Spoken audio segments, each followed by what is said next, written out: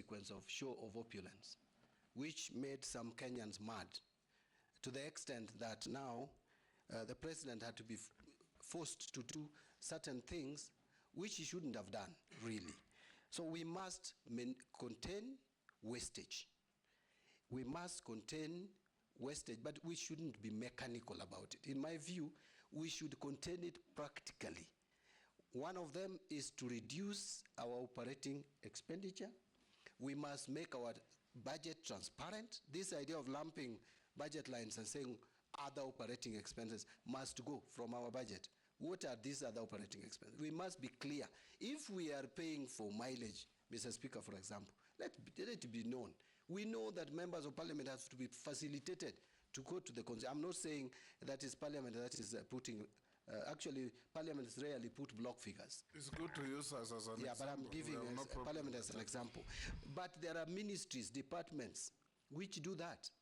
Mr. Speaker, have you asked yourself why we still have one officer, a driver, taking impress for 200 staff for a training? Yet every member of staff has an IFMIS number. Let each person get a per diem allowance or impressed and comes back and accounts for it, like it happens in parliament. Anytime I move out of the country, I am given my impressed. I come back and account for it directly. It's not never given to clerks. But you go to ministries, there is lump sum amounts, impress, you find someone taking 3 million. These are wastages that we must work on and control. Finally on that, Mr. Speaker, and as I said, we must work on procurement. That to me is the elephant in the room. On Honorable Gikaria, I know Kenyans have not had kind words for political appointees, but I also want to tell Kenyans out there that being in a political office is just a calling. Actually, it is them who elect us to those offices. It doesn't take away our training, background, and professional experience. I have said I've worked for 28 years.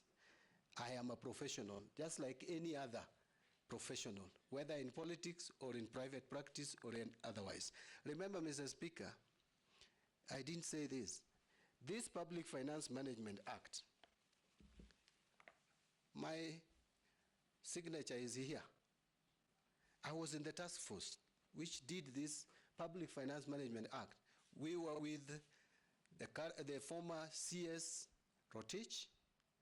We were with Kamau Thuge, who is now the governor of Central Bank. We were with Professor Malombe, or I don't know whether it's Dr. Professor Malombe, who is now the governor of Kitui.